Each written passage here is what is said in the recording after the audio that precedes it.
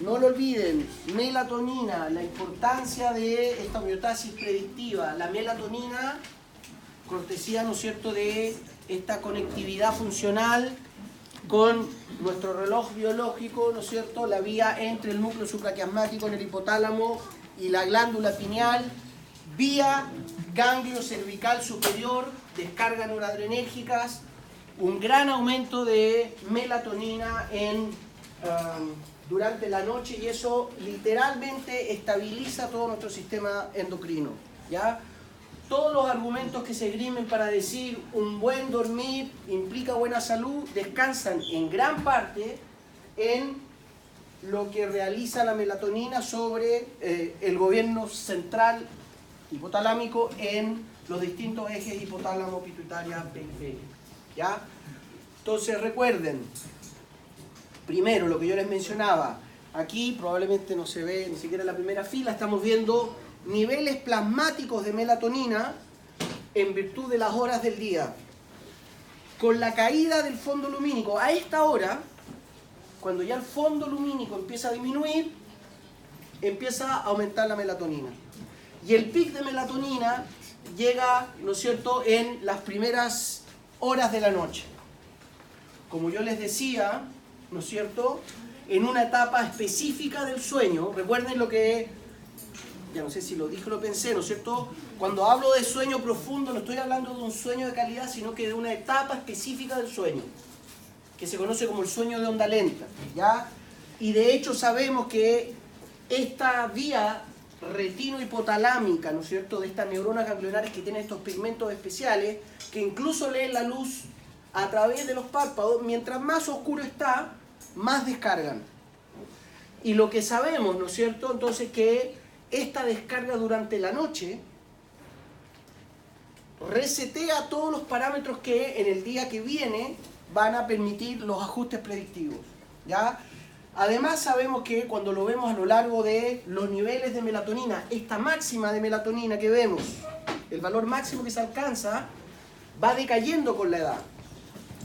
Y hay una muy buena correlación que probablemente es causalidad, porque como yo les decía, está muy bien descrito, o descripto, como se puede decir, ¿no es cierto?, que melatonina a través de, ¿no es cierto?, estimular hipotálamo, regula la liberación de la hormona de crecimiento. Y sabemos que en el rango de los 8 o 10 años, en el cual los infantes están con su máxima pendiente en la curva de crecimiento, ya sea de estatura como de peso, es cuando tienen los mayores descargas de melatonina en la noche. Y de ahí en más, ¿no es cierto?, a los 20 años ya la melatonina va cayendo, a los 40 cada vez más, etcétera, etcétera, ¿ya? Pero lo que es importante saber que melatonina, ¿no es cierto?, va a estar controlando el sistema endocrino.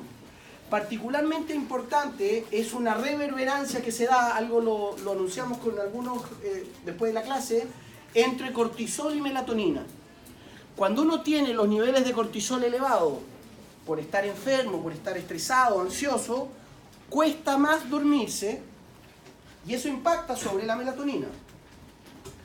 Pero la melatonina es un fuerte supresor del cortisol, y de hecho prevalece, es decir, si finalmente, ¿no es cierto?, tenemos un sueño profundo de calidad, vamos a lograr bajar los niveles de cortisol. Y recuerden que el cortisol, hormona del estrés, hipertensiva o hipertensora, nunca sé cómo decirlo, y además hiperglicemiante, que es nuestra estrategia de bancarnos un gran gasto energético, lo que implica un estrés, ¿ya? Por lo tanto, la melatonina sí está jugando un papel importante y la tenemos que considerar cuando empecemos en un par de sesiones más a hablar de la integración entre endocrino, hepático y el gobierno hipotalámico, ¿ok? Pero en fin, lo que quiero mencionarles ahora es parte de las regulaciones endocrinas y en particular hablarles de la regulación del calcio, ¿ya? Quiero anunciar esto, después vamos a hablar y les debiera hacer mucha lógica cuando hablemos del papel del riñón, que es el principal órgano regulador. Generalmente hay una misconception, una mala idea del riñón, y muchas veces se dice que es un órgano excretor, ¿ya? pero la verdad que el riñón es el principal órgano regulador y la excreción es la estrategia para regular. Entonces, para hacer la historia simple, para cualquier ion, el sodio, el calcio, el bicarbonato, el balance entre lo que el riñón filtra y que eventualmente se va a excretar por la orina versus lo que reabsorbe, regula los niveles de todos los electrolitos. ¿Sí? Entonces, si yo, por ejemplo, tengo un nivel de sodio muy alto por exceso en el consumo de sodio, somos muy buenos en, ¿no es cierto?, tenemos un apetito muy alto por el sodio, y me imagino que todos saben que virtualmente una pandemia, la hipernatremia y la obesidad que genera, el cuerpo compensa reabsorbiendo menos sodio, y por lo tanto excretamos más sodio. ¿Sí? Vamos a ver que en el caso del calcio hay un efecto especial, pero quiero que tengan presente esa lógica del riñón como un órgano que nos permite regular los electrolitos, ¿ya? En particular, recuerden que el calcio, ¿no es cierto?, es un segundo mensajero, esencial para las secreciones, esencial para las contracciones de musculatura cardíaca, lisis esquelética, bla, bla, bla, muy importante. Y lo otro que no tienen que perder de perspectiva, que a nivel sistémico, el compartimento homeostático es el plasma. ¿Sí? Esto lo hemos mencionado antes, es decir, si bien es cierto que cuando uno enfoca el estudio en la célula como el sistema biológico, la variable determinante es mantener el calcio submicromolar, bla, bla, bla, pero lo que realmente está regulado es la calcemia, en el rango de 10 miligramos por decilitro, que son las unidades más clínicas, pero eso es 1 a 2 mil equivalente litro o milimolar, como quieran verlo, los clásicos valores de calcio extracelular. Y lo que sabemos, ¿no es cierto?, es que los niveles de calcio circulante, es decir, plasmáticos, es decir, la calcemia, van a depender básicamente de cuánto estemos ingiriendo, y es muy relevante, ¿no es cierto?, el consumo de calcio. Tenemos dos vías de excretarlo a través de las heces o de la orina, pero también el compartimento óseo es muy relevante, y de hecho el 99% del calcio biodisponible está en los huesos. ¿Ok? Por lo tanto, de nuevo, en el contexto de los balances electrolíticos, en particular para el calcio ahora, es relevante que recuerden, ¿no es cierto?, que esta es la variable regulada y que los mecanismos que permiten mantenerla regulada son la tasa de absorción duodenal, excreción colónica, la tasa de filtración renal versus reabsorción y el metabolismo óseo. ¿Sí? Y en ese contexto lo que cobra relevancia, la fosfatemia no la voy a mencionar ahora, tiene que ver, ¿no es cierto?, con precisamente mantener esa concentración de calcio, 1 a 2 mil equivalentes litro, estable y biodisponible en el plasma. Nosotros sabemos que nuestra capacidad de absorción de calcio, esto por supuesto son valores genéricos, ¿no es cierto?, Organización Mundial de la Salud, absorbemos más o menos la mitad del calcio que consumimos. ¿Ya? Entonces sabemos que si uno consume lo canónico, es decir, 1 gramo de calcio al día, 1000 miligramos es lo mismo, ¿no es cierto?, y absorbemos alrededor de la mitad de eso, 500 miligramos. Además, por los procesos de excreción, vamos a estar secretando al lumen gastrointestinal y por lo tanto excretándolo más o menos 300 y poco miligramos al día. ¿Ya? En el riñón estamos filtrando, porque damos vuelta, ¿no es cierto?, el agua circulante varias veces, ¿se acuerdan que esos valores en algún momento los discutimos? Alrededor de 9000, casi 1 gramo entero de calcio al día lo estamos filtrando, y virtualmente todo eso lo estamos reabsorbiendo, filtrando, reabsorbiendo, ¿ok? Y perdemos en general muy poco calcio por la orina. ¿Tá? Y el que realmente, ¿no es cierto?, es un reservorio de calcio importante son los huesos, porque aquí estamos hablando de 1000 gramos, es decir, 1 kilo de calcio. ¿Ya? Entonces los procesos de formación y resorción de calcio, la dinámica de los osteocitos, es muy relevante para los niveles de calcio.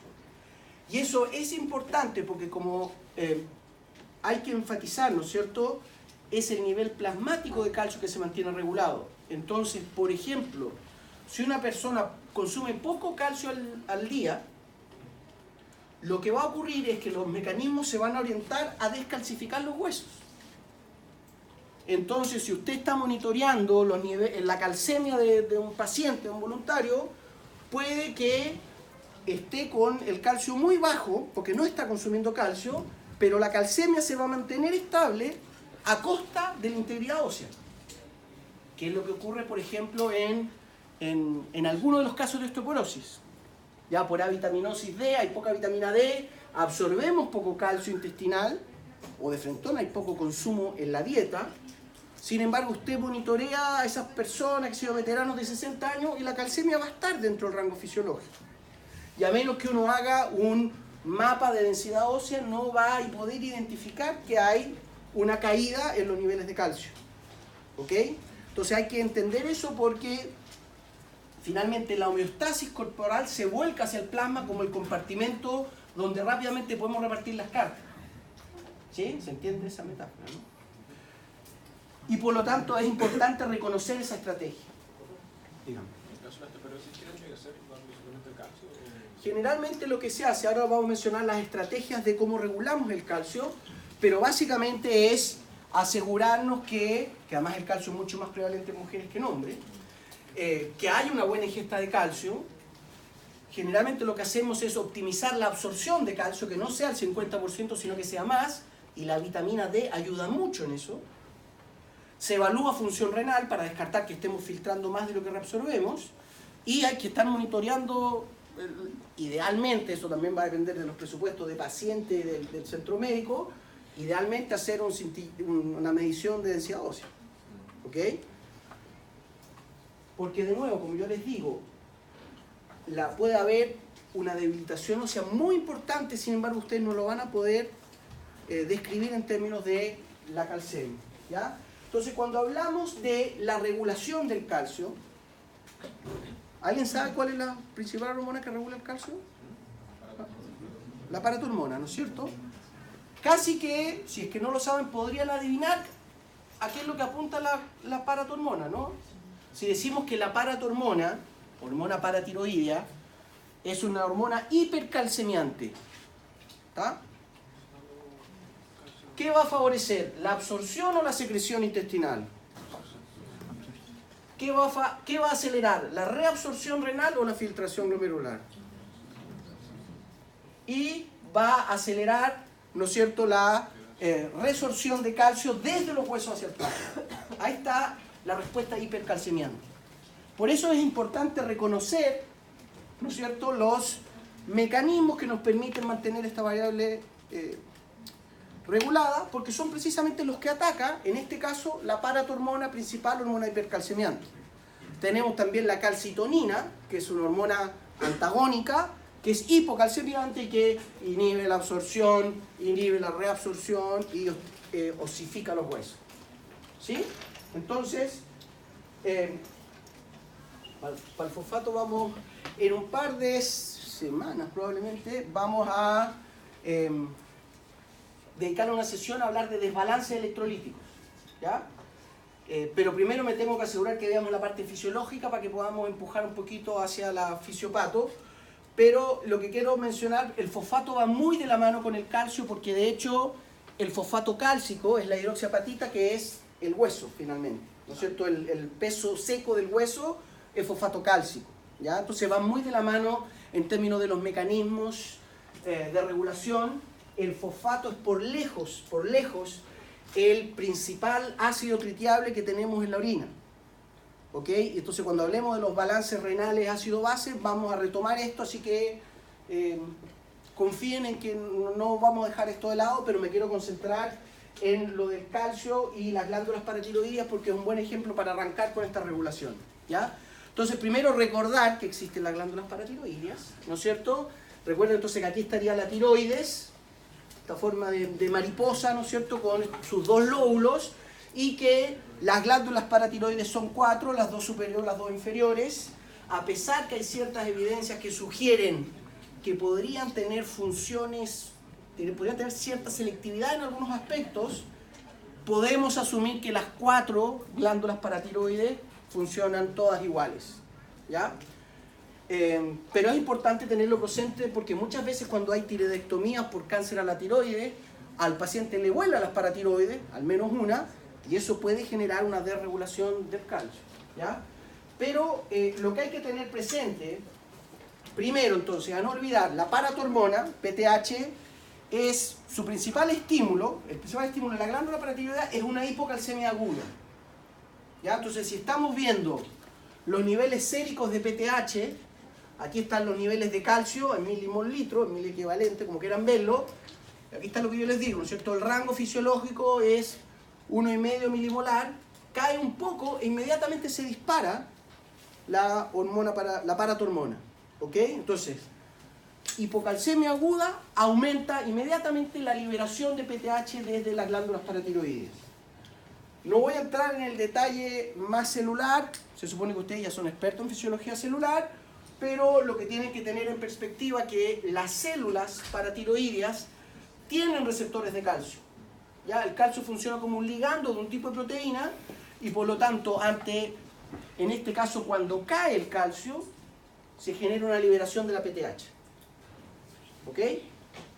Y rápidamente la PTH lo que hace es precisamente lo que ustedes bien describieron, ¿no es cierto? Moviliza el calcio desde los huesos hacia el plasma, acelera la reabsorción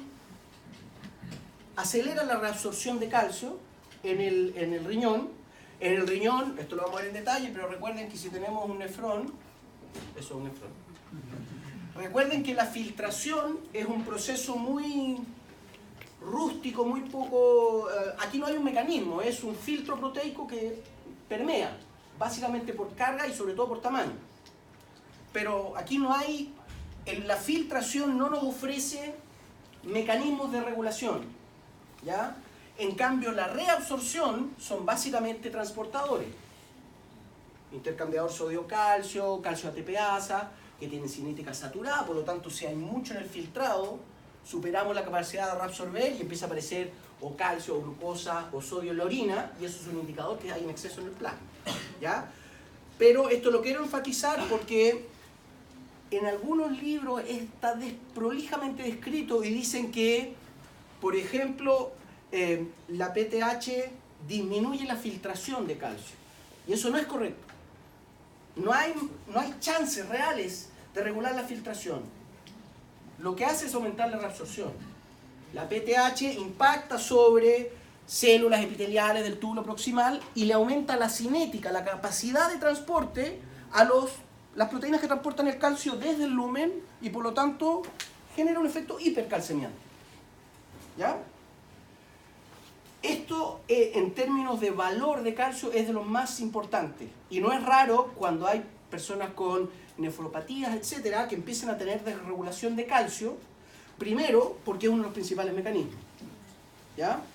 El otro, por cierto, que es el que se ocupa como última línea de defensa, es la movilización del calcio. Entonces, el renal, que es el más rápido y el más contundente por la cantidad de veces que filtramos todo nuestro plasma.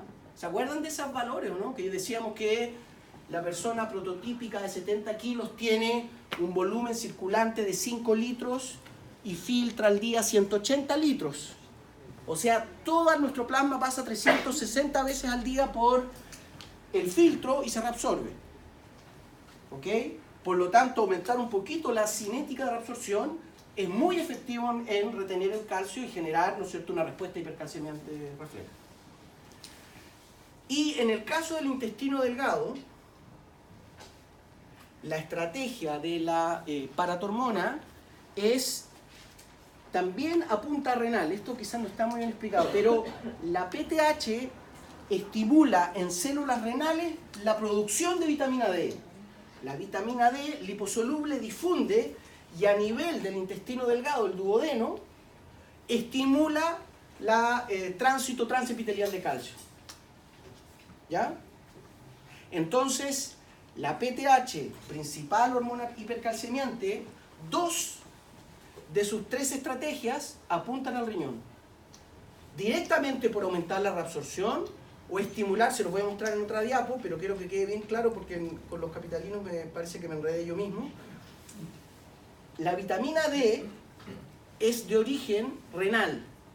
Hay una citocromo P-hidroxilasa 1-alfa renal que produce la vitamina D. Y esa es estimulada por la PTH. Por lo tanto, si el riñón no funciona bien, la PTH pierde 2 de sus mecanismos hipercalcemiantes. ¿Ya? Entonces el riñón juega un papel dual en la regulación del calcio directamente por la disponibilidad de vitamina D que genera y además por la capacidad reabsortiva que es inherente en el túbulo proximal del riñón. ¿Ya?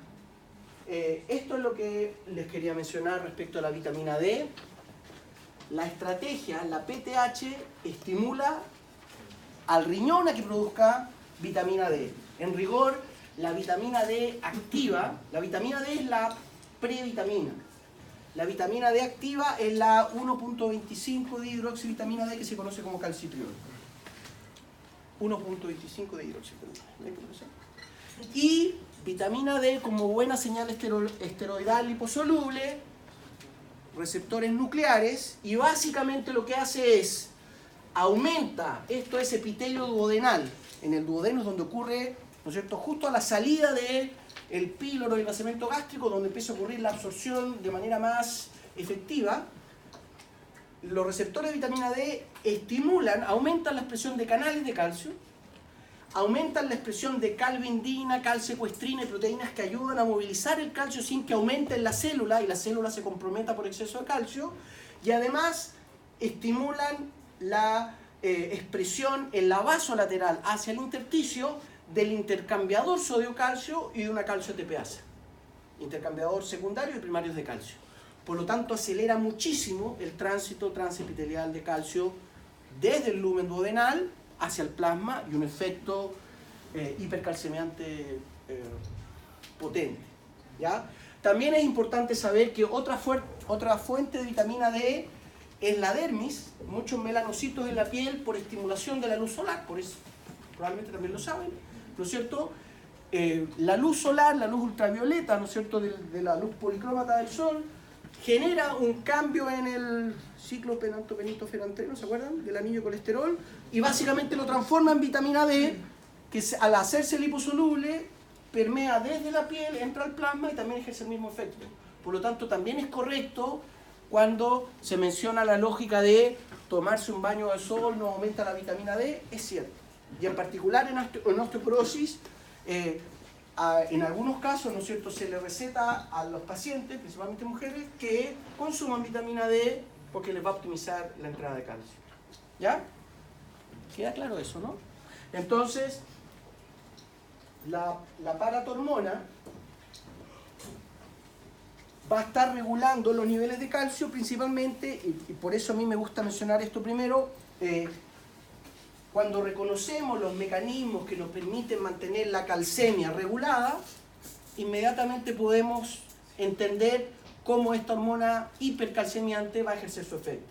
¿Tá? Entonces, recuerden, una caída en el calcio es lo que llamamos el desafío hipocalcémico, aumenta PTH, la glándula parotidiana responde inmediatamente.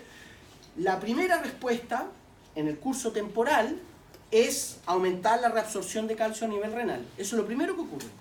Ocurre en cosa de segundos. ¿Ok?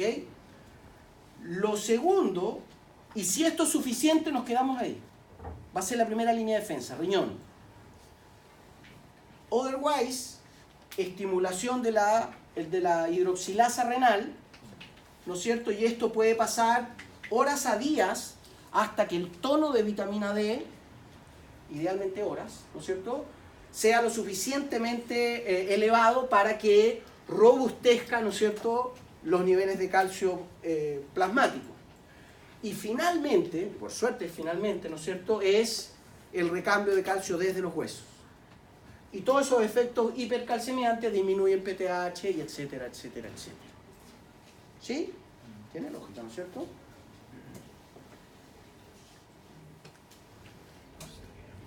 Calcitonina. La otra hormona es antagónica funcionalmente a la PTH. ¿Tá? Es una hormona de origen tiroideo. En el recuerden que las tiroides está el folículo tiroideo, ¿eso lo vieron en Morfo? Sí. ¿Se acuerdan? Entonces, imagínense, aquí está el... Poquitos de mí. ¿No es cierto? El folículo tiroideo, aquí está el coloide, células foliculares que producen la hormona tiroidea, y aquí hay intercaladas lo que se conocen como células parafoliculares, vecinas de las foliculares. Y esas son las células que producen la calcitonina, que, para hacer la historia corta, tiene los efectos exactamente antagónicos a PTH. Por lo tanto, en este esquema es bastante asertivo, ¿no es cierto? Si ahora tenemos una hipercalcemia, entonces generalmente un endocrinólogo lo caricaturizaba así, era estar ordeñando las paratiroides y las tiroides, en términos de si la respuesta de PTH al ser hipercalcemiante, y por eso recuerden, yo les mencionaba que las variables están oscilando, ¿no? El calcio cae, responde las paratiroides, el calcio sube, responden las células parafoliculares de la tiroides, calcitonina, y a través de desacelerar la reabsorción renal, inhibir la absorción intestinal y depositar el calcio con el fosfato en los huesos, genera la respuesta hipocalcemiante. Y si tenemos unas tiroides y unas paratiroides saludables, esto va a ser suficiente para mantenernos regulados. ¿Sí? Pero ahí de nuevo, cuando por ejemplo ustedes están trabajando con infantes en pediatría, hay que considerar la hormona del crecimiento. ¿Se acuerdan que mencionamos? La hormona del crecimiento es hipocalcemiante. Y lo que hace es mover el calcio de los huesos. Perdón, hacia los huesos, por eso es hipocalcemiante. Por lo tanto, generalmente lo que uno observa es que en los niños la PTH está un pelito más elevada en promedio que un adulto. ¿Sí? Porque ya hay otras hormonas que están generando un efecto hipocalcemiante. ¿Se entiende esa lógica, no es cierto? Profe, diga. Una consulta. ¿Las hormonas sexuales tienen alguna implicancia en el metabolismo del calcio? Pensándolo bien, ¿por qué las mujeres tienen más osteoporosis que los hombres? Sí, en general tiene que ver con dinámicas, por un lado, de dinámicas de proteínas transportadoras del hígado. Cuando lo veamos, cuando hablemos un poco de testosterona y estradiol lo vamos a escribir, pero una característica de la testosterona, más allá de los caracteres sexuales, bla, bla, bla, es que, por ejemplo, es promotora de angiogénesis, hematopoiesis, bla, bla, bla, y la producción de estas lipoproteínas que movilizan colesterol, la buena, la mala, etc. Y entre esas hay proteínas que también transportan calcio. Y la progesterona, estoy casi seguro que es la progesterona, también es una hormona que tiende a promover la descalcificación. ¿Ya? Y por lo demás hay una dinámica, recuerda, uno tiende a tener la concepción, por mucho de muestras histológicas, morfológicas, que los huesos por ser duros son bien estáticos, pero en realidad los huesos son bien dinámicos. ¿Tá? Los osteocitos, los condroblastos, todo el set de fenotipos celulares de los huesos son muy dinámicos, y en particular los huesos se robustecen cuando uno hace trabajo mecánico. Entonces el hacer deporte, el caminar, le hace bien a la articulación. Ese estrés mecánico optimiza la formación del fosfato de calcio. ¿Tá? Y en general los hombres que tenemos más masa muscular tenemos, dentro del rango fisiológico, un mayor estrés mecánico en los huesos, y eso optimiza que el calcio esté depositado. ¿Ya? Igual, ¿podría tener relación con el embarazo? Por cierto que sí. O sea, es que el embarazo ya es otro escenario. Una mujer embarazada no es lo mismo que una mujer, en términos fisiológicos. Estoy simplificando, chicas, chicos, chiques. ¿Ya? Estoy hablándolo en el escenario fisiológico. ¿Ya? A lo mismo que un niño no es lo mismo que un hombre, que una persona en ejercicio no es lo mismo que una persona, estoy tratando de salvarlo. ¿No es cierto? Son escenarios fisiológicos completamente distintos. ¿Ya? Perdón. En el caso de la mujer No, por cierto, ahí la mujer va a ver hemodilución, le van a dedicar a usted una clase entera a eso, ¿no? Pero la mujer está bajo un tremendo estrés porque le aumenta la presión arterial por la bulimia, pero está con hemodilución, está con el hematocrito más bajo y está descalcificándose, y ahí hay una función altruista del embarazo sobre la cría, sobre la guagua. ¿Sí? Pero ciertamente es un aspecto completamente distinto de la fisiología humana. Qué mala frase fue, ¿no?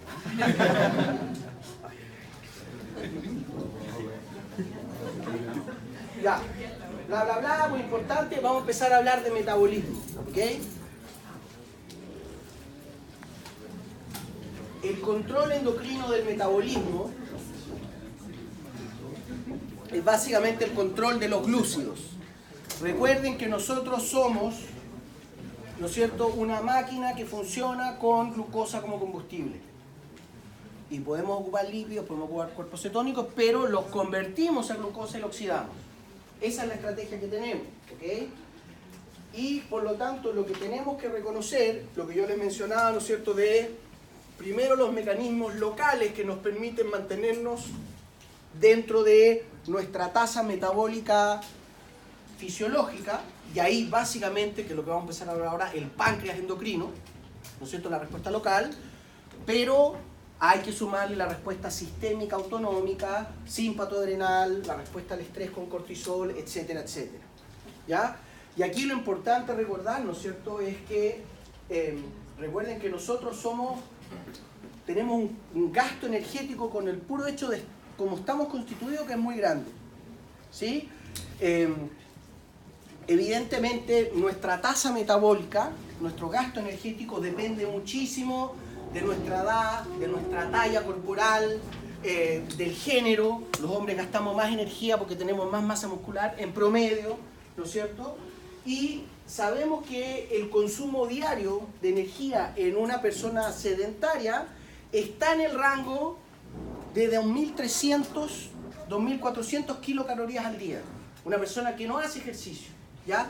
Y eso está relativamente bien establecido, que si una persona, por ejemplo, sabemos que el hecho de estar dormido estamos gastando más o menos 1.000 calorías por minuto.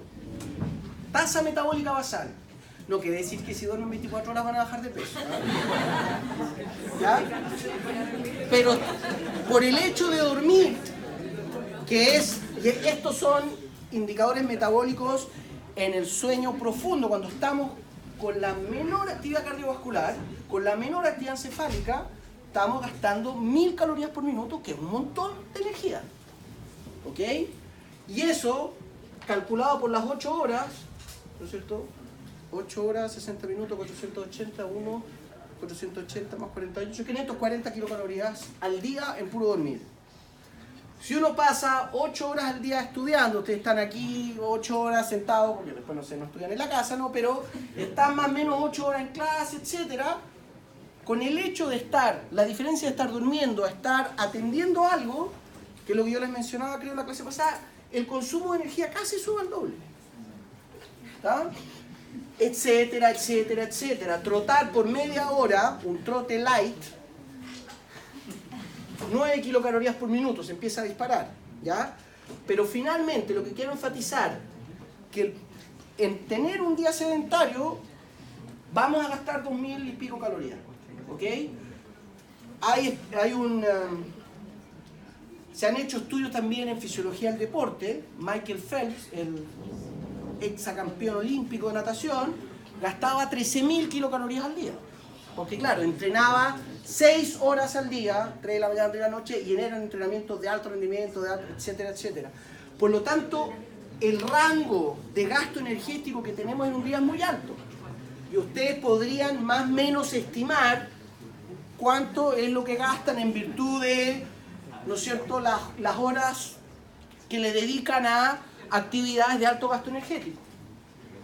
Una cosa que es bueno saber, que no la tengo patente en una diapo, pero cuando uno está leyendo la tasa metabólica, nuestros sistemas local, autonómico y simpatoadrenales responden mejor cuando uno tiene más gastos energéticos en el día. Es decir, una persona que tiene un cambio en el consumo energético desde 1,1 hasta 25 kilocalorías por minuto, que puede ser un ejercicio de alta intensidad, eso le hace muy bien al cuerpo, porque te aumenta el rango operativo de tu tasa metabólica. ¿Entiendes lo que digo, no? Entonces, en general, el hacer deporte, no solo por el aspecto de perfusión cardiovascular, bla, bla, bla, pero por el hecho de aumentarnos la tasa de consumo de kilocalorías por minuto, hace que nuestros sistemas de respuesta sean mejores.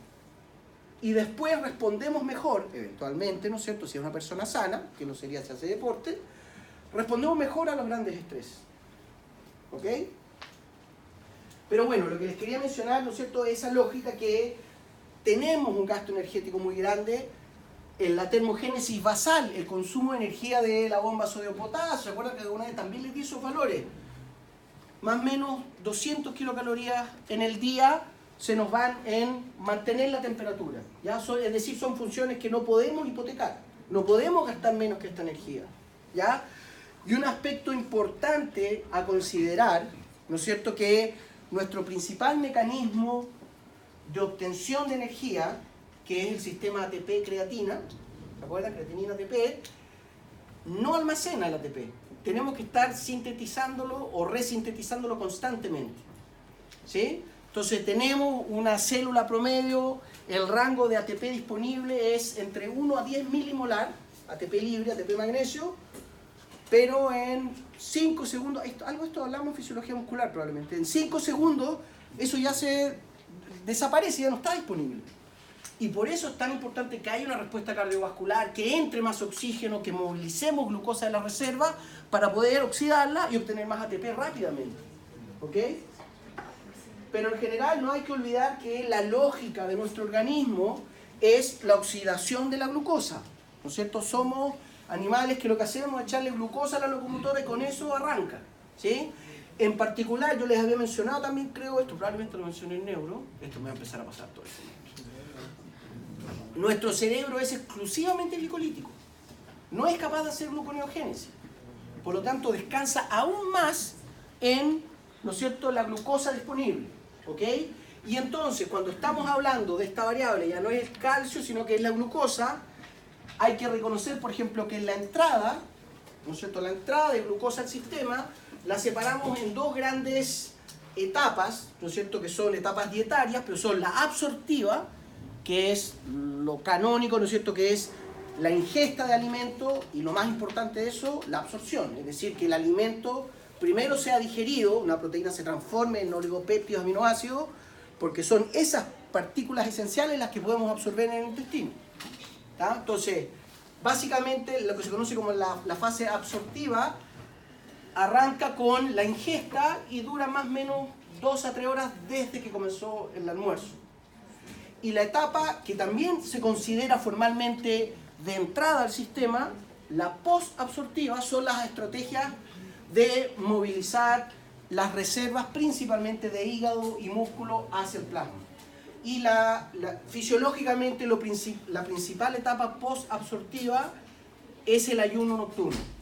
¿No es cierto? Pasamos 8 horas, más o menos los que tienen la suerte de dormir 8 horas, ¿no es cierto? Pero lo canónico es decir, uno duerme 8 horas sin ingesta de alimento y descansamos en que la entrada de biocombustibles viene básicamente de la glucogenólisis hepática, en menor medida la muscular, y gluconeogénesis, y que no tenemos suficientes reservas de glucógeno o glicógeno. ¿Tá?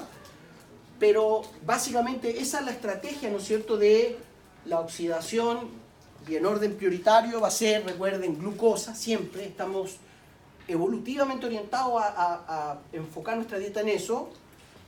En segundo nivel, los ácidos grasos, ¿los debo haber puesto por ahí? Bueno, no alcanzo nada, es tan cerca.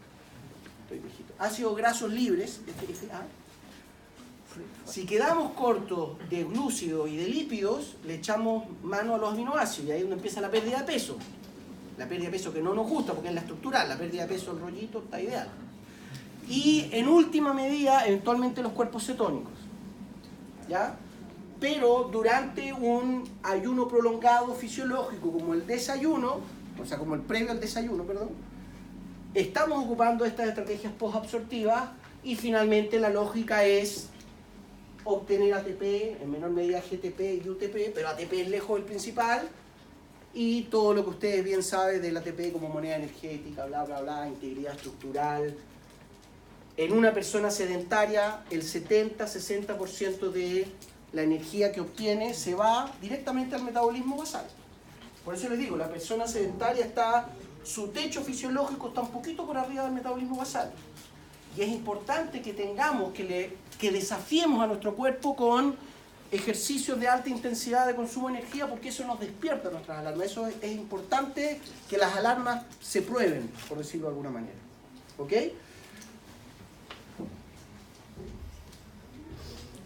De nuevo, entonces, particularmente es importante, en nuestros días, ¿no es cierto?, no tenemos mucho problema con la ingesta de glucosa, ciertamente. El problema es que consumimos mucha. Pero es muy relevante que la glucosa no caiga, ¿no es cierto?, en los niveles fisiológicos, 60 miligramos por decilitro, 3 milimolar, menos de eso genera compromiso neurológico. Las neuronas tienen una tasa metabólica espantosa, recuerden, lo mencionamos en la clase del año... Perdón. En la primera clase de neuro, la semana pasada, ¿se acuerda que dijimos? El cerebro pesa el 2% de nuestro cuerpo, se lleva el 20% de la torta energética. Y las neuronas que están trabajando full, si no tienen este mínimo nivel de glucosa, hay compromiso cognitivo y puede haber, ¿no es cierto?, problemas neurológicos y muerte. ¿Ok? Por lo tanto, el efecto del glucagón, cuando estemos hablando, y esto quiero aclararlo porque como yo soy muy acelerado, a veces se malentiende. Cuando decimos que el glucagón es hiperglicemiante, lo que estamos diciendo es que aumenta la glucosa, pero no nos deja hiperglicémicos. Lo que hace es aguantarnos que no nos vayamos hipoglicémicos a concho cuando estamos en ayuno, o cuando estamos haciendo ejercicio, etcétera, etcétera. Cuando ahí despertamos la respuesta simpática, etcétera, etcétera. Pero el glucagón es esencial para que la glucosa no caiga mucho, porque gastamos mucha energía. ¿Ok? En contraposición, que después de un jabalí pobre, por ejemplo, los niveles de glucosa realmente pueden ir muy arriba. Pueden llegar 250 miligramos por decilitro. Pero en etapas rápidas es muy manejable. El problema de la hiperglicemia es crónico, no es agudo. La hipoglicemia sí es aguda. Entonces, por eso, yo cuando le he preguntado a los médicos, siempre dicen, cuando llega un paciente en coma y no saben si es un coma diabético, por hipoglicemia, por hiperglicemia, le dan un suero hiperglicémico. Porque si está hipoglicémico, lo salvan. Y si está hiperglicémico, da lo mismo. No le va a generar un mayor impacto una hiperglicemia aguda. ¿Ok? Recuerden que el real problema de la hiperglicemia, la diabetes, en todas sus variantes, es el estrés oxidativo y las glicosilaciones que se derivan de ella. Ese es el problema, ¿ya? Y muchas veces en los libros se habla de glucotoxicidad, pero en realidad eso es un desprolijamiento. El problema es mucha glucosa, mucha glicólisis, mucha oxidación, mucho radical libre, estrés oxidativo. Y ese estrés oxidativo redunda en glicosilaciones de proteínas, disfunción endotelial y bla, bla, bla. ¿Tá? Pero es un problema crónico. Esto que dice lipotoxicidad es oxidación de lípidos, etc. Todo lo que es derivado de la hiperglicemia es estrés oxidativo. ¿Ya? Entonces, muchas veces aquí, por ejemplo, dice hiperglicemia crónica causa múltiples problemas, incluyendo estrés oxidativo. Mal, Bernie Levy un 3,1. Causa múltiples problemas derivados del estrés oxidativo. No son muchos problemas, uno de los cuales es el estrés oxidativo. El estrés oxidativo genera una playa de problemas. ¿Ya? Para que lo tengan presente. Lipotoxicidad, glucotoxicidad, estrés peroxisomal, glicosilaciones son derivados del estrés oxidativo. ¿Ya? Y eso está demostrado, yo les mostré, parece, no me acuerdo si discutimos ese paper, de que con ácido ascórbico uno puede refrenar el daño vascular por glicólisis. Eso no lo vimos acá, parece. Ya, lo vamos a ver entonces. Pero quiero que eso esté súper claro, ¿ya? Es el estrés oxidativo. Ahora, entonces, estamos hablando de la regulación, ¿no es cierto?, de nuestro metabolismo energético. Uno de los problemas actuales que tenemos es regular el consumo, ¿no es cierto? Recuerden, no sé si lo dijimos en la clase o en alguno de los recreos, pero nuestros sistemas de regulación metabólica nacieron con el albor de la humanidad, Homo erectus, etcétera, etcétera, cuando nos moríamos de hambre y no era problema el exceso de nutrientes. ¿Ok? Y ahora el problema que tenemos, ¿no es cierto?, es precisamente el lado opuesto. Entonces, un aspecto que es importante son las señales de saciedad. Y por eso también es importante, cuando hablemos de fisiología digestiva, yo les voy a mostrar unas figuras que muestran que si uno come más lento, que también es algo medio de perogrullo, uno se sacía antes y tiende a comer menos, absorbe mejor, bla, bla, bla. Pero sin embargo, lo que nos pasa siempre es que tenemos 15 minutos para comer, nos comemos una triple hamburguesa en 2 segundos, un caña de Coca-Cola y seguimos andando, ¿ok? Pero es necesario tenerlo presente. En particular, para que recuerden, dentro de la regulación, que la llamamos neuroendocrina, endocrina, como quieran decirle, del metabolismo, es la regulación en la ingesta, evidentemente. Regulamos la entrada, el consumo y las salidas. Y aquí las dos señales de saciedad son básicamente química y mecánica. Nuestro sistema digestivo todo, desde las papilas gustativas hasta el recto, hay señales químicas y mecánicas que gobiernan todo el aparato gastrointestinal. Y uno de los, porque ahora, ¿no es cierto?, hemos enfatizado mucho el papel de la insulina como hipoglicemiante, ¿no es cierto?, por la relevancia que tiene la diabetes, pero la insulina es la hormona anabólica más importante que tenemos, ¿ya? Y una de sus funciones importantes es, recuerden lo que les dije, por ejemplo, cuando consumimos alimento y cuando empieza a haber distensión del esófago inferior y se abre el esfínter esofágico inferior, la apertura hacia el estómago, se liberan hormonas que estimulan el páncreas endocrino y se libera la insulina. Entonces la insulina, que es hipoglicemiante, impide que la glicemia se nos vaya muy arriba, pero además la insulina empieza a señalar río arriba, al núcleo 4, en el hipotálamo, y empieza a generar las señales de saciedad. Entonces la insulina, otra función que tiene, más allá de la dinámica en la glicemia, directamente, ¿no es cierto?, genera saciedad.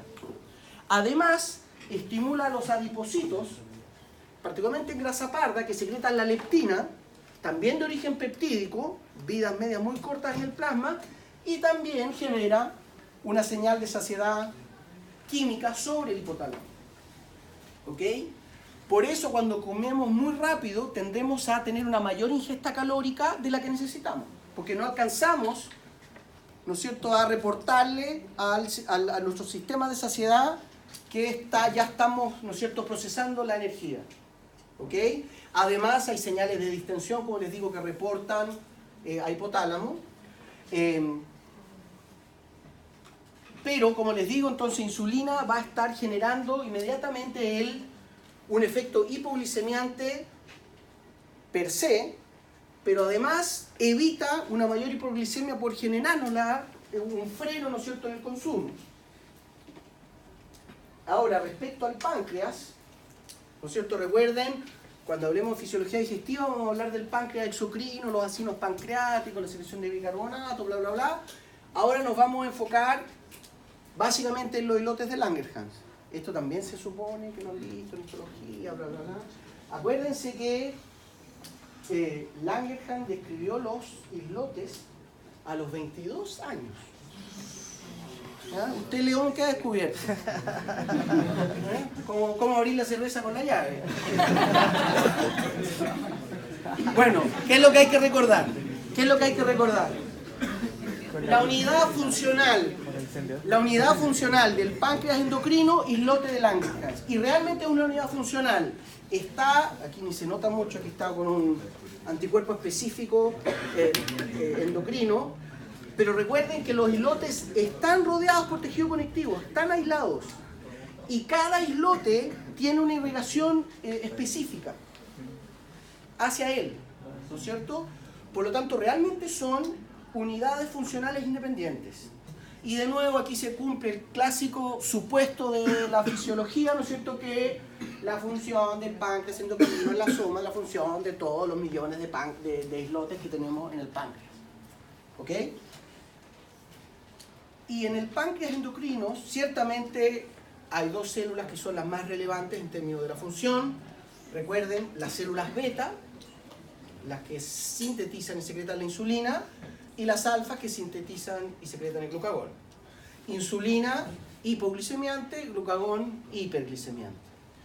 Lo que hay que tener presente, ¿no es cierto?, es que además de estas dos células endocrinas, hay células paracrinas como las células delta, que lo que hacen es secretar somatostatina.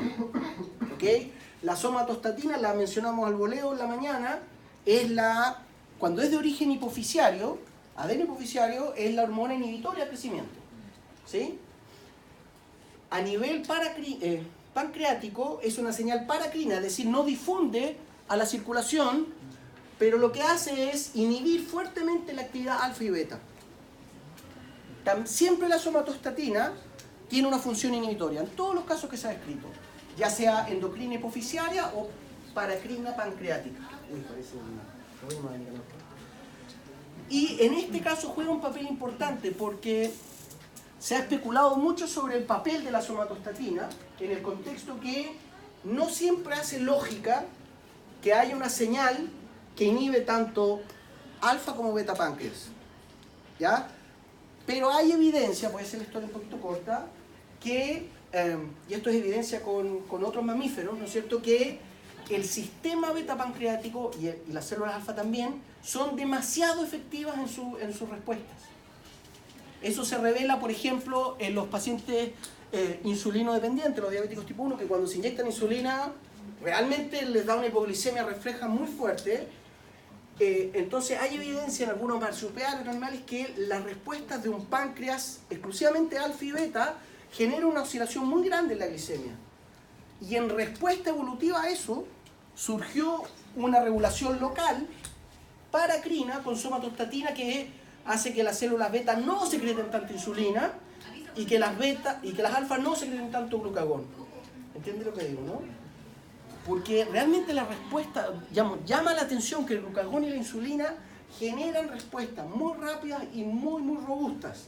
Y recuerden que lo que habíamos dicho, que cuando una variable se mueve muy rápido, eso es casi un estrés tan grande como que sea de mucha amplitud. ¿Me sigues lo que digo, no? Entonces quiero que tengan claro, páncreas endocrino, alfa y beta, pero la somatostatina juega un papel de refrenar las respuestas, ¿no es cierto?, y por lo tanto la oscilación glicémica. ¿Ya? Y lo otro que hay que recordar, ¿no es cierto?, que en esto que yo les digo que cada islote es aislado y recibe su irrigación de manera centrífuga desde el centro hacia la periferia, porque las células beta están mucho más concentradas en el centro del islote que en la periferia. Y además son mucho más abundantes, son cerca de 3/4 partes de todo el islote, 75-80%. Por lo tanto, siempre, las células beta son las primeras en saborear la sangre que entra al islote y siempre la primera respuesta eventualmente va a ser hipoglicemiante. Siempre hay una primera respuesta beta que alfa en el páncreas. ¿Ya? Recuerden lo que hemos dicho, que efectivamente cuando sube la glicemia descargamos insulina, cuando baja la glicemia descargamos glucagón. Pero ambas células no son un interruptor on-off, sino que también regulan hacia arriba y hacia abajo. Entonces, cuando estamos en una hiperglicemia, hay una hiperinsulinemia aguda, pero cuando hay una hipoglicemia, los niveles de insulina basal caen. ¿Ya? Y siempre beta páncreas responde primero que el alfa. ¿Ok? Y lo otro que quiero enfatizarles, y esto va a ser bien importante en el contexto sistémico, ¿no es cierto?, esto sería el equivalente a una célula blanco, piénsenlo a nivel hepático. Nosotros hemos enfatizado mucho lo que ocurre a nivel muscular, también hepático, con GLUT4. Recuerden que el GLUT4 no es un canal, por favor, esto es solamente una caricatura, pero es un transportador, etcétera, etcétera, el cual con la translocación, etcétera, y el efecto hipoglicemiante de la glucosa, de la insulina. Pero recuerden, la insulina es tremendamente anabólica y lo que hace dentro de la lógica, lo que se conoce como la política de la ardilla, es aumenta el biocombustible celular, lo almacenamos.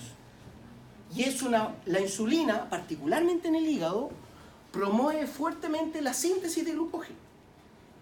promueve la síntesis de ácido graso. En este esquema no está, pero también promueve la síntesis proteica. En ese sentido es anabólica, ¿no es cierto? Estamos generando tejido, ¿ya? Y eso es relevante porque el glucagón tiene su efecto hiperglicemiante principalmente por glicogenólisis.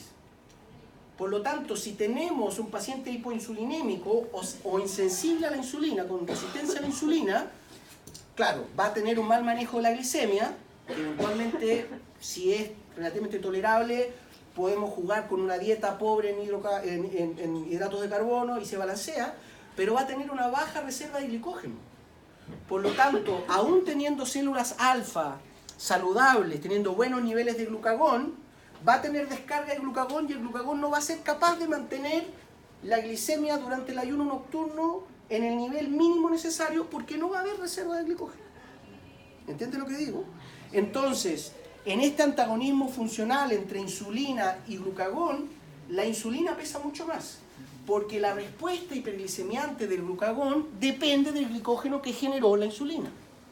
Y eso nos permite explicar, y les garantizo que lo van a ver, porque a mí de repente llegan llorando los de tercero y cuarto y me dicen, ay, profe, ¿cómo era eso del glucagón que nos dijeron en la clínica? No entendí nada. ¿Por qué un paciente diabético tiene mal manejo de la hipoglicemia? Porque no tiene reserva de glicógeno. ¿Entienden esa lógica, no? Y de nuevo, en un diabético tipo 1, parte de el bajón que le da cuando se inyecta la insulina es que no tiene glucagón que banque esta caída. ¿Sí? Entonces, quiero que salgamos de la lógica de lo que habíamos, más bien que incorporemos esto a lo que habíamos dicho, ya, insulina, hipoglicemiante. Pero en el contexto más global, en una persona sana, es casi tan importante como eso, es el almacenaje de esta energía como estructura, el aspecto anabólico, particularmente el glicógeno. ¿Ya? ¿Se entiende eso, cierto? Bla, bla, bla. Bla, bla, bla, ¿no es cierto? Ya, otro aspecto importante de la insulina. ¿Ya? La célula beta pancreática, origen ectodermal, es muy parecida a una neurona, va a tener sus vesículas listas para ser liberadas, de reserva, bla, bla, bla, bla, bla, bla. En la maduración de la insulina está lo clásico, esto también lo habíamos mencionado, ¿no es cierto? El péptido señal, la colamino terminal, ¿no es cierto? La maduración intravesicular de la insulina, pero aquí lo que sí quiero llamarle la atención son dos aspectos. Uno, fíjese, esto pueden, en el Bernie-Levy, en el Gannon está bien descrito este aspecto de la maduración de la proteína, es importante tenerlo presente, porque en el plegamiento, en la maduración de la insulina, se establecen puentes tioles o de disulfuro, como quieran decir, ¿no es cierto? Aquí hay los clásicos puentes de disulfuro, las cisteínas, bla, bla, bla. Y en las proteasas, las proteínas convertasas en la vesícula, cuando madura la insulina, cortan un segmento intermedio. Entonces la insulina madura son dos cadenas oligopéptidas unidas por enlace de disulfuro.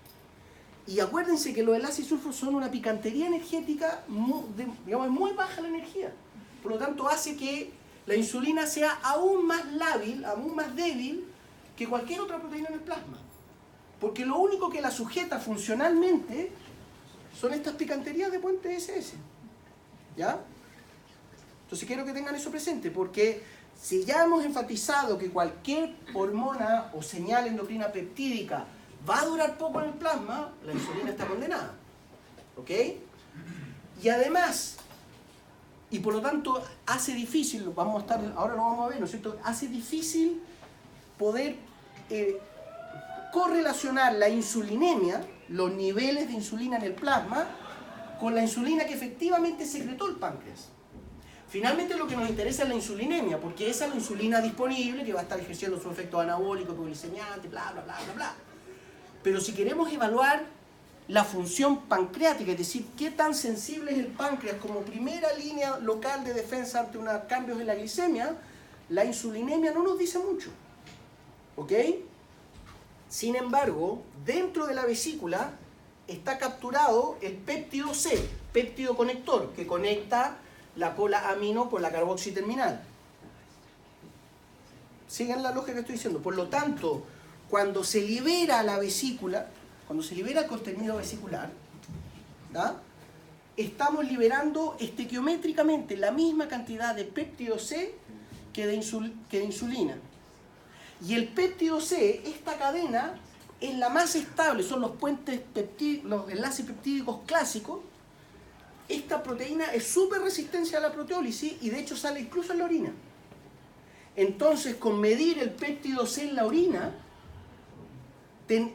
eso es el mejor indicador de la cantidad de insulina que liberó el páncreas. Es mejor que la insulinemia. ¿Tá? Entonces es importante reconocer que la maduración de la insulina, preproinsulina, bla, bla, bla, dentro de la vesícula queda un péptido que sí lo podemos evaluar con más certeza como indicador de cuánto se liberó originalmente. ¿Ya? ¿Sí, no? Vida media de la insulina, 6 a 8 minutos. O sea, nada. O sea, un par de vueltas en el plasma y rápidamente empieza a desaparecer. Profe, Dígame. en la consulta la insulina artificial, la que uno se pincha, ¿no tiene péptido C o también maneja? No, y de hecho hay algunas variantes y se ocupa una insulina que es, de nuevo, un poquito más resistente a la proteólisis, ¿ya? Pero es lo clásico, digamos, es la misma insulina, ¿ya? Pero no va con el péptido C.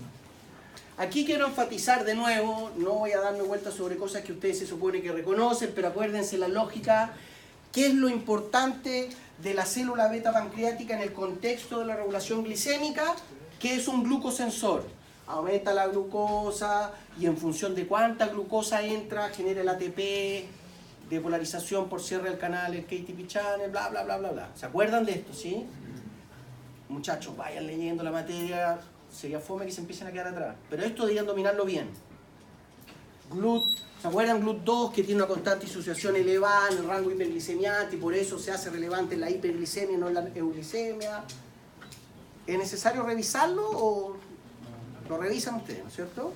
Recuerden, entonces, la primera línea de regulación local, beta páncreas como glucosensor.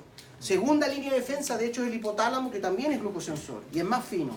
Y es el mismo mecanismo, pero ahí en vez de generar esta depolarización, en vez de generar la secreción de insulina, genera, ¿no es cierto?, liberación de, por ejemplo, CRH, ACTH, cortisol, respuesta hiperglicemial, o activación del sistema nervioso autónomo. ¿Tá? Aquí lo que quiero enfatizar es este aspecto, la ascendencia autonómica, receptores alfa 2, receptores adrenérgicos alfa 2, la ascendencia simpática sobre el beta páncreas es alfa 2, proteína GI, inhibición de la vía de la PKA y por lo tanto lo que estamos haciendo es inhibir a la insulina. Entonces de nuevo, recuerden, si se llegan a confundir, la lógica es el sistema simpático adrenérgico tiende a ponernos hiperglicémicos, hipertensivos o hiperglicémicos. Por lo tanto, la lógica implica que si queremos estar hiperglicémicos, cortamos la liberación de insulina. ¿Sí, no? Entonces, de hecho, se ha descrito en el páncreas, en las células beta, receptores alfa y beta. Pero hay mucha mayor prevalencia de receptores alfa. Esto es lo que trato de poner aquí. ¿Ok? Hay receptores beta, no se confunden. Si ustedes buscan, dicen, oh, receptores beta y EGS, bla, bla, bla. Pero cuando hay una descarga simpática, ¿no es cierto? Se estimula la inervación simpática del páncreas, lo que vemos es, a través de alfa 2, inhibición de la respuesta secretora de la célula beta, es decir, menos insulina. En contraposición, que la descarga vagal, la rama pancreática del vago que llega directo al páncreas, aquí hay receptores muscarínicos M3, distintos a los que vimos en el M3, que son GQ, fosfolipasa C, aumento de calcio, ¿se acuerdan? El IP3, todo ese mambo. Aumenta calcio y promueve liberación del contenido vesicular. Entonces, en el receso proliferativo, postprandial, cuando prevalece el parasimpático, lo que estamos haciendo es promoviendo la liberación de insulina. Y eso en el entendido que estamos en una situación en que posabsortiva con altos niveles de glucosa y por lo tanto el sistema nervioso autónomo le pega una ayudita a la secreción de insulina. ¿Ok? Si yo lo atropinizo, ¿lo afectaría? Claro, claro. Si tú en el paciente, en general, los pacientes atropinizados tienen una desregulación glicémica y tienden a quedar hipoglicémicos. Hiperglicémico, perdón, hiperglicémico. Claro, la atropina siempre tiene un efecto simpatomimético. Se iba a decir hipoinsulinémico, hiperglicémico. ¿Sí? Está claro, ¿no? Para que lo tengamos claro. Bla, bla, bla. Lo que no hay que perder de perspectiva en términos de la liberación de insulina, lejos, el principal estímulo es la glucosa libre en el plasma. Y la lógica de GLUT2, bla, bla, bla, bla, bla. Pero realmente si uno hace un seguimiento de los niveles de glucosa, la insulina hace un seguimiento cualitativamente especular, ¿no es cierto? Se mueve al igual que lo que se está moviendo la glicemia. Y de hecho, en ratones knockout para el glucagón, es decir, que solo tienen beta páncreas, pueden regular tanto la hipo como la hiperglicemia. Entonces, con una hiperglicemia, hiperinsulinemia, bajan la glucosa, pero con una hipoglicemia tienen una hipoinsulinemia y sube la glucosa. ¿Ya? Pero nosotros tenemos ambos sistemas y por lo tanto nos súper bien que aseguramos de que la glucosa va, ¿no es cierto? Que además la glucosa tiene este comportamiento pulsátil, no solo por la regulación, la retroalimentación negativa, sino por la ingesta, como es la dinámica de la ingesta de nutrientes. Entonces consumimos grandes cantidades de nutrientes, tenemos varios espigas de hiperglicemiantes cuando desayunamos, cuando almorzamos, cuando cenamos, y por lo tanto tenemos también estas espigas de insulina. ¿Ok? Y como les decía, ¿se acuerdan? Dijimos, la vida media de la insulina está en el rango 6 a 8 minutos, una molécula de insulina dando vuelta en el plasma. El páncreas secreta con una frecuencia de 3 a 6 minutos, es decir, esta lógica de esta pulsación discreta está descargando insulina y de alguna manera nos aseguramos de tener una insulinemia relativamente estable. ¿Ok? Pero eso es un costo energético para el páncreas. Y lo otro, que también es importante porque en algunos desbalances de la glicemia vemos que la dinámica de secreción de la insulina es la que cambia. Lo que sabemos, ¿no es cierto?, es que la célula beta, recuerden, parangonable a una neurona, tiene un pool de vesículas listo para ser liberado, de reserva, ¿sí? Lo mismo que hemos hablado para las neuronas. La diferencia con una neurona, ¿no es cierto? ¿Se acuerdan que en la neurona la lógica es el pool listo para ser liberado, el que se libera con poco estímulo, el más de reserva cuando hay mucha actividad? En la célula beta siempre se liberan los dos pools. Es decir, hay un aumento de la glucosa libre en el plasma y uno ve en el curso temporal una primera espiga y después hay una segunda oleada de insulina. Y es la movilización, ¿no es cierto?, de estas vesículas que se fusionan inmediatamente, empieza a caer la insulina en el plasma y luego uno ve un segundo aumento que obedece al movimiento del pool de reserva. Y uno siempre ve esa respuesta bifásica en la estimulación, en la respuesta beta pancreática. ¿Ya? Siempre se ve esa respuesta beta pancreática. ¿Y por qué es importante? Porque sabemos que en algunos casos, de nuevo, aquí lo estamos viendo, esto es uno de los respondedores de insulina, pero aquí está en el control, en los puntitos negros, ¿no es cierto?, la respuesta a la alta glucosa. Aquí el paciente está euglicémico, normoglicémico, le damos alta glucosa y vemos la respuesta bifásica. ¿Ok? Algo que se descubrió después de la Segunda Guerra Mundial, cuando había mucho herido de guerra, con lesiones, con amputaciones, con daños, que estaban, literalmente los tenían bañados en morfina, imagínense, con los dolores que andaban, veían que tenían una muy pobre, un mal manejo de la glicemia. ¿Ok?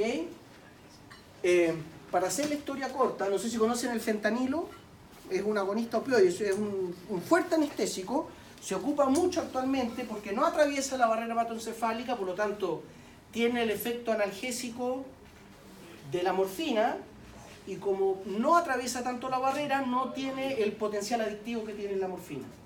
¿Ya? Y cuando uno es un paciente que lo tiene con fentanilo, pero lo mismo con la morfina, lo que uno ve es que tiene una respuesta menor a la hiperglicemia en términos de liberación de insulina. Y básicamente lo que disminuye es la movilización del pool de reserva, la respuesta tardía. ¿Se fijan? Entonces, en un paciente control, si usted, ¿no es cierto?, que si una persona está con lumbago y lo tienen con morfina intravenosa, uno ve que le dan su colación toda picante en el hospital y la glicemia le permanece elevada por más tiempo. Y cuando uno va a ver qué pasa con la insulina está mucho más baja. Y por lo tanto no puede bajar la glicemia. ¿Entienden lo que digo, no? Se ha visto también que en el páncreas se expresan los receptores mioopioides. Hay distintos tipos de receptores opioides. Todos tienen un efecto anestésico en las vías somatosensoriales. Pero cuando uno bloquea estos receptores, o los noquea, ¿se acuerdan de estas estrategias de noquear el gen y por lo tanto la célula no expresa el gen? Uno ve que esos ratones son hiperinsulinémicos de manera natural. Es decir, todo apunta a que tenemos opioides endógenos, y de hecho son paracrinos en el páncreas, que de alguna manera lo que están haciendo es refrenar la liberación de insulina. Por lo tanto, cuando lo sacamos, secretamos mucha más insulina. Cuando estimulamos esos receptores, liberamos menos insulina. ¿Sí? Y actualmente, para que sepan, esto está capaz que en un par de años más esto esté ya en la clínica, en el mercado, pero se están ocupando bloqueadores selectivos de los receptores mioopioides en nuevas estrategias para abordar la diabetes. ¿Te fijas? Porque si los bloqueamos, esto es el agonista, pero si ponemos el antagonista, secretamos más insulina. ¿Se entiende la lógica, no? Y lo que es interesante, basta con buscar un poquito, dedicarse una tarde, ¿no es cierto?, a buscarlo, si está escrito hace más de 20 años, que la hiperglicemia crónica estimula en las células beta pancreáticas la expresión y secreción de dinorfina, que es un opioide endógeno. Entonces, un mecanismo que no está descrito, pero cuando uno lo habla con los endocrinólogos que trabajan, dicen, sí, esto probablemente es así, pero formalmente todavía no está hecho el puzzle. Pero, ¿qué es lo que pareciera que vemos? Es que en una hiperglicemia, dentro de la desregulación y los ajustes que sufre la célula beta, ¿no es cierto?, empieza a producir dinorfina. ¿Y qué es lo que va a hacer la dinorfina? La dinorfina lo que hace es inhibir la secreción de insulina. Entonces, la hiperglicemia podríamos, de hecho, ustedes pueden proponer el mecanismo, no digo que hagan un paper y lo hagan, ¿no?, pero que hagan el ejercicio, que uno puede explicar cómo se empieza a generar esta reverberancia entre la hiperglicemia y la hiperinsulinemia. Hay hiperglicemia, la célula beta empieza a tener estrés oxidativo, responde liberando opioides endógenos, y esos opioides endógenos lo que hacen es inhibir la liberación de insulina, por lo tanto perpetuamos la hiperglicemia. ¿Se dan cuenta? Empezó a cambiar. ¿Entienden lo que digo, no? Vamos a mencionar, ojo, que les voy a dar el guiño como a 3 o 4 estrategias preclínicas que se están utilizando actualmente en el manejo de la glicemia, ¿ya? Para que las tengan presentes. Alicia. ¿Dijo que la dinorfina era endógena? Claro, esta la produce la misma célula beta. ¿Y eso también produce un efecto analgésico en la gente con diabetes? Pero estos niveles son muy locales. Recuerda que el islote está además rodeado en conectivo, entonces la dinorfina beta pancreática virtualmente no sale al medio. Pero potencialmente sí, si llegase a la vía somatosensorial espinotalámica, sí, tendría un efecto anestésico, ¿ya? Pero no sé si recuerdan, es muy habitual en territorio visceral, también lo mencionamos en el corazón. ¿Se acuerdan que yo les hablé de un entrecruzamiento entre una vía opioide, capa opioide y beta adrenérgica, que la liberación de opioides endógenos inhibía una sobrecarga cardíaca? ¿Alguien se acuerda de eso? Aquí es la misma lógica, es cuando hay ahora una sobreestimulación, no de trabajo cardíaco, pero del trabajo que hace el beta páncreas, la célula beta libera opioides. Pero en este caso, el opioide perpetúa la hiperglicemia porque genera una menor respuesta secretora de insulina.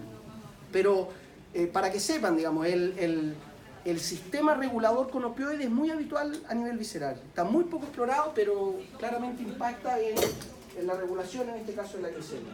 ¿Ya? Dígame. No sé si evolucionista sería como que el cuerpo prefiere que le sobre insulina que azúcar, o sea, azúcar de distancia. De alguna manera, pues, puede ser una interpretación. Porque de hecho, en la práctica sabemos que la respuesta estresante es hiperglicemiante. Y de nuevo, la lógica ahí es que es un escenario muy nuevo y que no han habido mecanismos que la manejen. ¿Sí? Aquí quiero apuntar lo que les estaba diciendo del péptido C, algo que de nuevo puede ser contraintuitivo. La liberación de insulina desde las células beta llega primero al territorio hepático y de ahí a la circulación. Vía porta hepática, ¿se acuerdan de eso, no? El 60% de la insulina secretada por el páncreas se degrada antes de llegar a la circulación sistémica. Entonces uno dice, no capisco, ¿qué sentido tiene la gran cantidad de energía que gasto en sintetizar y secretar la insulina, ¿verdad? Si le voy a pegar un sablazo, ¿no es cierto?, a más de la mitad de la insulina que secreté. El hecho concreto es que es así. ¿Ok? Ese es el hecho concreto. No hay una explicación lógica, razonable. Por eso es tan importante que uno no argumente diciendo esto ocurre para esto. ¿No es cierto? Las cosas, lo factual es lo que tenemos que atenernos. Y lo factual es que la insulinasa hepática degrada el 60% de la insulina secretada. En parte eso, sumado a que la insulina es esta picantería de dos péptidos unidos por puente disulfuro, ¿no es cierto?, nos condena a que los niveles circulantes de insulina no sean un buen indicador de la función pancreática, de páncreas endocrino, me refiero, evidentemente. ¿Se fijan?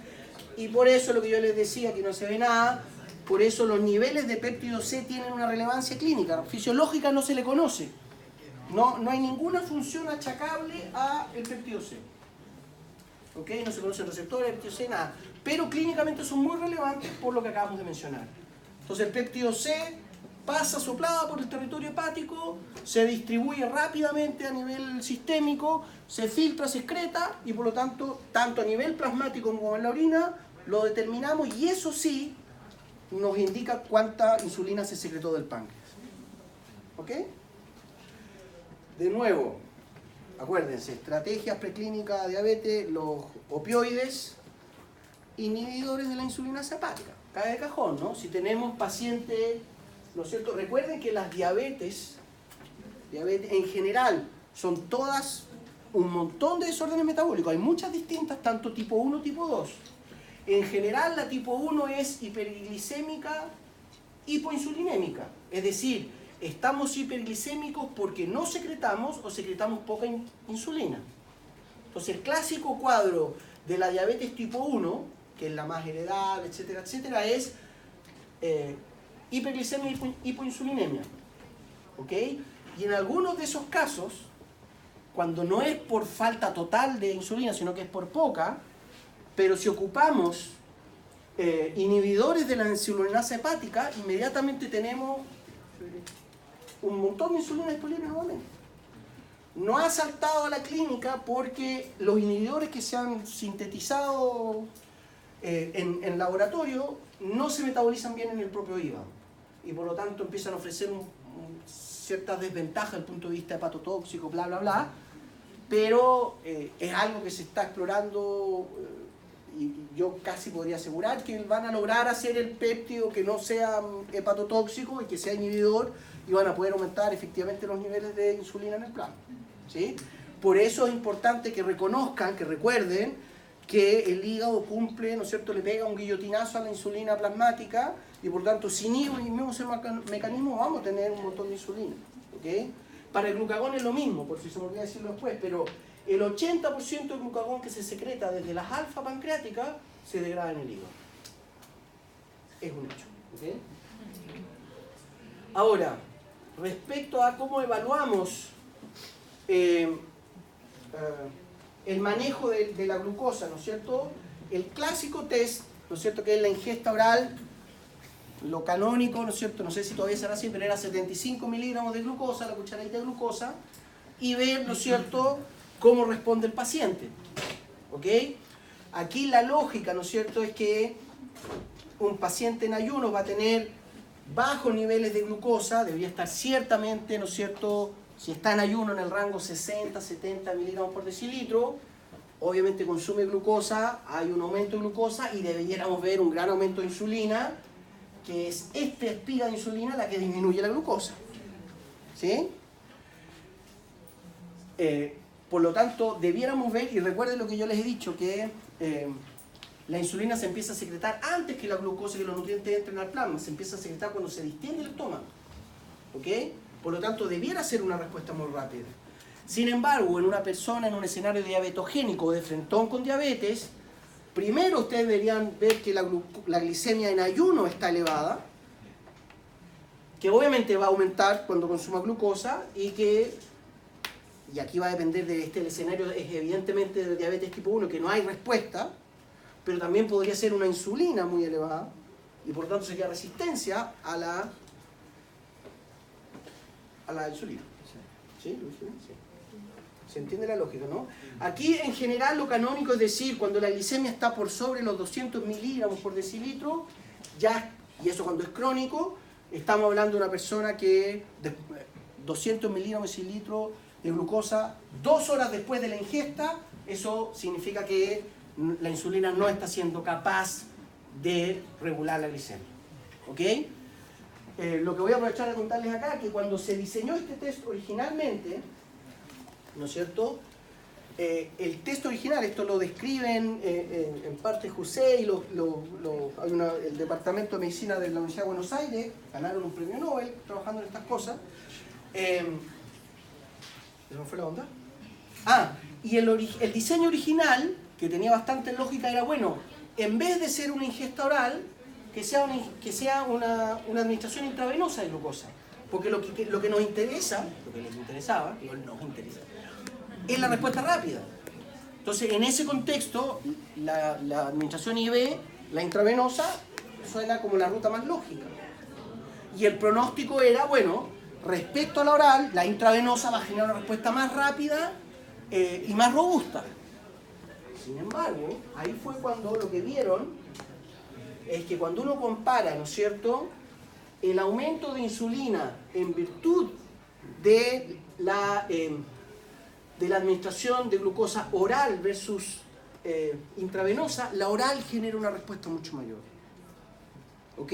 Y fue estas evidencias las que dieron pie a toda la línea investigativa que demostró que efectivamente la insulina empieza a aumentar antes que aumente la glicemia. Y es por la distensión estomacal. Entonces fue la observación la que nos llevó a plantear la propuesta de estudiar la eventual presencia de hormonas gastrointestinales que estimulaban el beta-páncreas. ¿Ok? ¿Se entiende lo que estoy diciendo, no es cierto? ¿Cómo se explica que... ¿entienden esa eventual paradoja, no? Por otro lado, si uno lo piensa un poco, la ruta natural de ingreso de los nutrientes es la vía oral. Por lo tanto, también es esperable que haya señalización gastrointestinal que promueva una mayor descarga de insulina. Tiene que estar concatenado, ¿no es cierto? Entonces, lo que quiero que quede re claro es que la descarga de insulina no es solo aumento de glucosa, GLUT2, sino que ya desde antes, con la ingesta, empiezan a aparecer, de hecho, actividad parasimpática, receptores muscarínicos M3, empieza a liberarse insulina independiente de la glicemia, previo. Además, se secreta GLP-1, GIP, que son péptidos gastrointestinales que directamente estimulan miren, esto está aquí también, creo. Debe haber estado. Bla, bla, bla, bla, bla, bla, bla, bla. GLP-1, péptido parecido a glucagón, GLP-1, es un péptido gastrointestinal que estimula la liberación de insulina. Y esto está desconectado, si quieren verlo así, del mecanismo glucosensible. ¿Se fijan? Entonces eso nos permite explicar que la ingesta oral de glucosa estimula una mayor liberación de insulina, porque ahora la célula beta va a estar descargando insulina por GLP-1, parasimpático muscarínico, aquí no está el péptido gastrointestinal, y además después llega la glucosa. Entonces todos los mecanismos que promueven liberación de glucosa se activan y la liberación en respuesta a la glucosa oral es mucho mayor. ¿Sí? Experto. Y de nuevo, más allá del lindo amor al conocimiento, lo que hay que... lo que quiero que ustedes recuerden es que actualmente se están ocupando, GLP-1 es un péptido parecido a glucagón, por lo tanto lo sintetizamos en el laboratorio, y análogos sintéticos más resistentes a las peptidasas plasmáticas los ocupamos para tratamiento contra la diabetes. ¿Ok? Ya van varios, ¿ah? Estoy soplando la mitad de la prueba. Glucagón. ¿Ya? Glucagón, células alfa, ya estamos cansados, ¿no es cierto? Hiperglicemiante, la principal estímulo de la célula alfa es la hipoglicemia. Aunque ustedes no lo crean, la respuesta... No está descrito el mecanismo a través de la célula alfa secreta el glucagón en respuesta a la hipoglicemia. No está escrito. Porque nadie se ha sentado a agarrar una célula alfa, pincharle, ver. De nuevo, uno dice, ay, pero ¿cómo? Pleno siglo XXI y todavía no se hacen estas cosas. Bueno, no se han hecho. No está escrito. Búsquenlo, googleenlo, lo que sea. Y dicen, ay, que la hipoglicemia, ponen un signo de interrogación, liberación del glucagón. No está escrito. Pero de nuevo, como buenos medicuchos, que somos más fontaneros que mecanicistas, lo que nos interesa es saber que el glucagón genera una respuesta hiperglicemiante muy robusta que nos permite principalmente mantener la glicemia en el rango más bajo durante el ayuno nocturno a través de dos estrategias. Desde el punto de vista temporal, la primera es la glucogenólisis. Entonces, todas las reservas de glucógeno que generó la insulina en el hígado empieza a consumirse durante el ayuno. ¿Ok? Y si eso no es suficiente, generalmente hacia el final de la noche, cuando ya nos estamos despertando, empezamos a descansar más en la gluconeogénesis. No es que se acabe la reserva de glicógeno hepático, ¿ok? Pero pesa mucho más al principio, porque además es más barato energéticamente para el hepatocito sacar el monosacárido, la glucosa del glicógeno, que está transformando aminoácidos, bla, bla, bla, en glucosa, ¿ok? Pero es correcto mencionar que ambas estrategias son las que se utilizan para mantener la glicemia dentro del rango fisiológico. 80% del glucagón secretado es degradado a nivel hepático. La misma lógica que no es muy entendible. Aquí, como yo les decía, ¿no es cierto? Lo principal del glucógeno, del glucagón, perdón, ¿no es cierto? Es estimular la glucógeno fosforilasa y por lo tanto vamos rápidamente obteniendo glucosa y esta es la ruta más sencilla porque es un solo paso, estimular una sola enzima y por lo tanto va a ser la primera línea de defensa hiperglicemiante cortesía de las células alfa. En segunda medida, lo que tiene que ser con el manejo de aminoácidos disponibles, etcétera, etcétera. Y ciertamente hígado es el principal sustrato, ¿ya? También musculatura esquelética, pero en general la musculatura esquelética, sobre todo la locomotora, ¿no es cierto?, de manos y piernas, en general se reserva, se la deja para ellos mismos, ¿ya? El músculo que consume mucha energía en general no comparte mucho, ¿ok? Y el que realmente es el reservorio energético del sistema es el hígado. Por eso cuando hay hígado graso, en que es un país de borrachines, la gente asquerosa que toma alcohol, ¿no es cierto?, empiezan a haber también desregulación glicémica por hígado graso, porque si no tenemos un hígado sano, no somos capaces de tener la reserva de glicógeno ni de cuerpos cetónicos, etcétera, etcétera. No.